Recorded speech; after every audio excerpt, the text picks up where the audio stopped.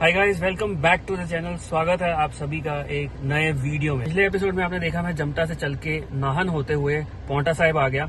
वहां पे मैंने स्टॉप लिया, लंगर किया, मत्था टेका और गुरुद्वारे के बैक साइड में जाके यमुना जी के ड्रोन शॉट्स लिया। आई होप आपको ड्रोन शॉट्स अच्छे लगे होंगे। अब वक्त आ गया यहाँ से घर की तरफ निकलने का।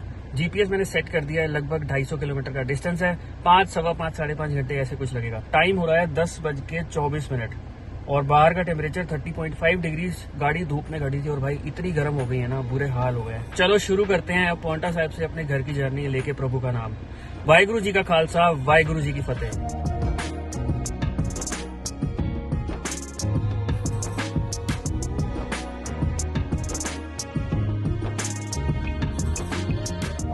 यहाँ से हम एंटर कर रहे हैं कालेसर वाइल्ड लाइफ सेंचुरी। ये भी काफी डेंस जंगल है और बढ़िया जंगली जानवर, अच्छी वाइल्ड लाइफ है यहाँ पे। वैसे तो हाथियों के बोर्ड भी लगे हुए हैं, पर मैंने हाथी कभी देखा सुना नहीं। हो सकता है जंगल के अंदर अंदर रहते हो, बाहर ना आते हो, लेकिन यहाँ पे लेपर्ड्स हैं। भाई उत्तराखंड है, जंगल है तो लेपर्ड तो होंगे। ये 20-25 किलोमीटर का एक पहाड़ियों वाला सेक्शन है, तो इसे क्रॉस करके फिर हम प्लेन्स में आ जाएंगे।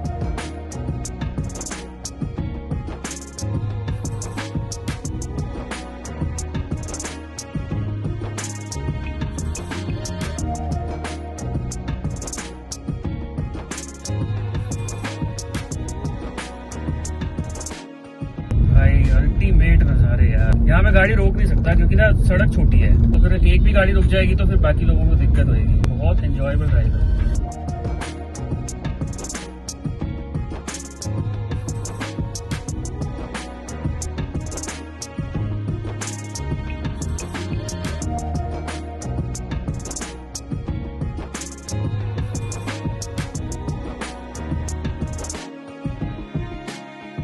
आ गया है हिमाचल और हरियाणा का बॉर्डर, और इसी जगह पे ना हथिनी कुंड बैराज भी है। जब भी दिल्ली में बाढ़ आने वाली सिचुएशन होती है ना, हमेशा हम यही सुनते हैं ना मॉनसून में कि हथिनी कुंड बैराज से 1 लाख क्यूसेक पानी छोड़ दिया तो यमुना जी में बाढ़ आने वाली है।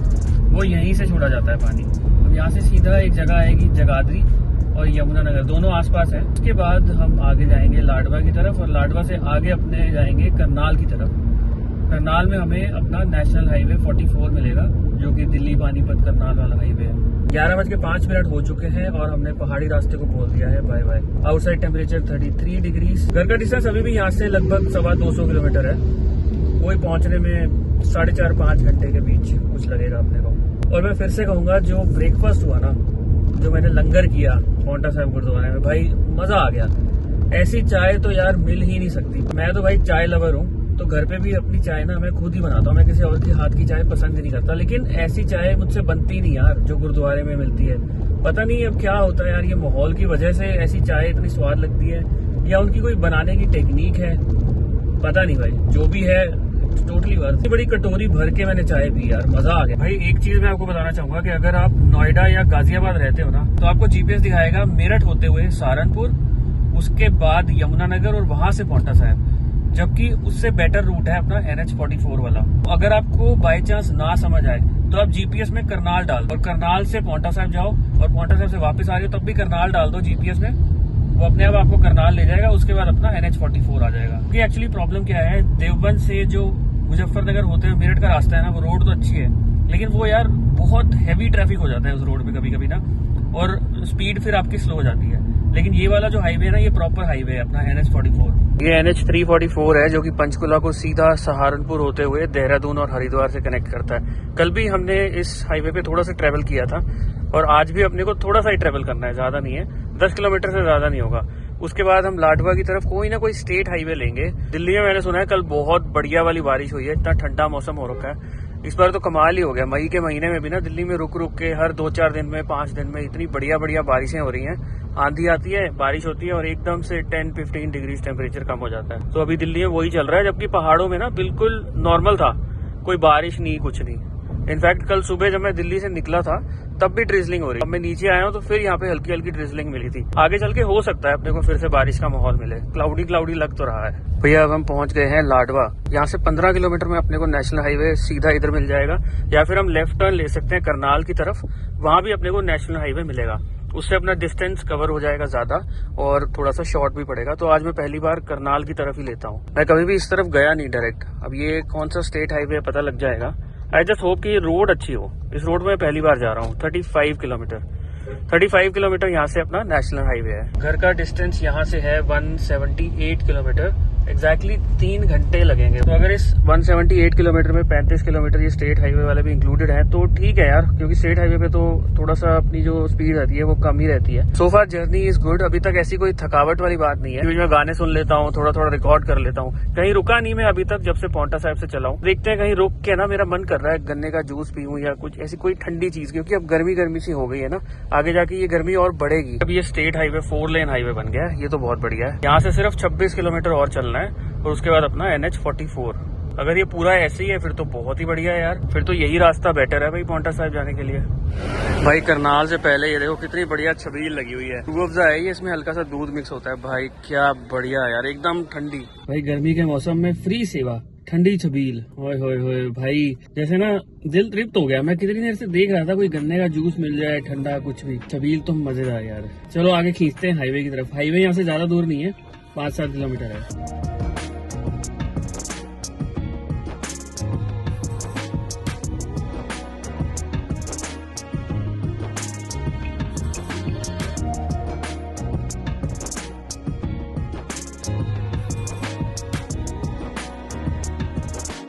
दोपहर के 2 बजने वाले हैं और अभी मैं क्रॉस कर रहा हूँ पानीपत। घर का डिस्टेंस अभी ज्यादा नहीं है, सिर्फ 104 किलोमीटर। मेरा ना लंच करने का कोई मन नहीं, तो अच्छा खासा आपने लंगर किया जो कि बहुत स्वाद भी था।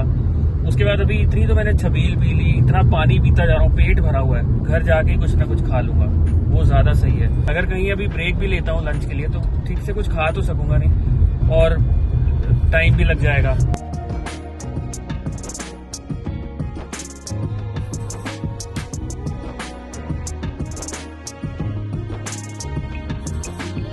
Welcome to eastern peripheral expressway.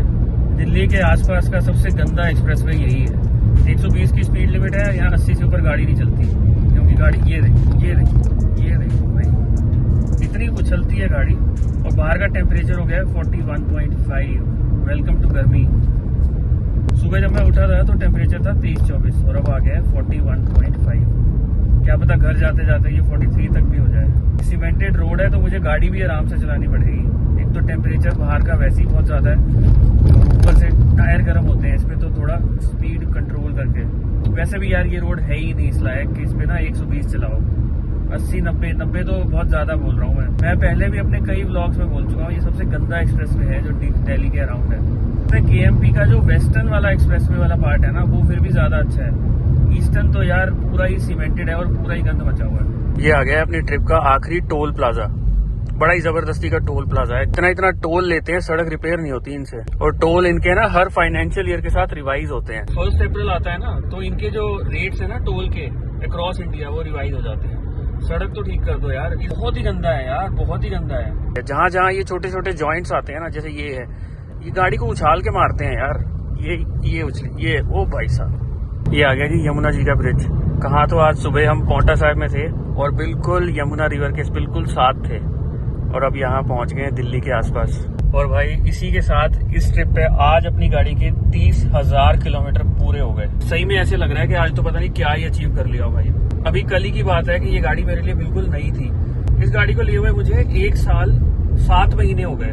मेरे हिसाब से थोड़ा सा मैं लेट हो गया, क्योंकि जो मेरी एक्सपेक्टेशन थी वो 1 साल 2-3 महीने के आसपास इसके 30,000 हो जाने चाहिए थे, जिस हिसाब से गाड़ी चल रही थी। फिर थोड़ा सा बीच में गैप आ गया, मेरी कोई ट्रिप नहीं लगी बाहर की, तो इसलिए थोड़ा सा ज्यादा टाइम लग गया। बट जो भी है 30,000 किलोमीटर भाई मजा आ गया यार। गाड़ी ने भाई बहुत साथ दिया। बड़ी बड़ी ट्रिप्स की मैंने। सबसे पहली ट्रिप ही मेरी 2,500 किलोमीटर की थी, जिसमें मैं सीधा ही गुजरात ले गया था। गाड़ी बिल्कुल नई थी तब मेरी। और उसके बाद भी छोटी मोटी ट्रिप्स होती रही। स्पीति ट्रिप भी की मैंने। पहाड़ों में तो पता नहीं कितना ही लेके गया हूँ। अच्छे रास्ते, गंदे रास्ते भाई। पावर की इसमें कोई कमी नहीं है बिकॉज ऑफ 1.5 इंजन और DSG गियर बॉक्स भाई जबरदस्त। और इस गाड़ी की जो माइलेज है ना, वो मैंने कभी भी हाईवे पे 17 से नीचे नहीं देखी। कभी कभी तो मुझे 19.5 या 20 तक भी एवरेज आई है गाड़ी। तो भाई ओवरऑल मैं यही कहूंगा, it was a very pleasant experience driving this car for almost 1 year and 7 months, 30,000 kilometres. आगे भी ये ऐसे ही चलता रहे और बस यार गाड़ी अपना साथ निभाती रहे, और भगवान करें कि हम और भी अच्छी ट्रिप्स करते रहें। ये है इस ट्रिप की मेरी ड्राइविंग स्टैट्स। 633 किलोमीटर टोटल मैंने गाड़ी चलाई है।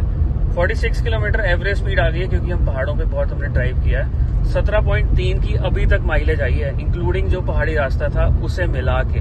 तो इससे भी आपको आइडिया हो गया होगा कि ये गाड़ी कभी भी माइलेज कम नहीं देती। आपको ये छोटा सा वीकेंड का सफर अच्छा लगा हो तो इन वीडियो को थम्स अप जरूर करना। चैनल पे पहली बार विजिट किया है तो डू कंसीडर सब्सक्राइबिंग। जल्दी मिलूंगा एक नए सफर में। Till then goodbye, take care.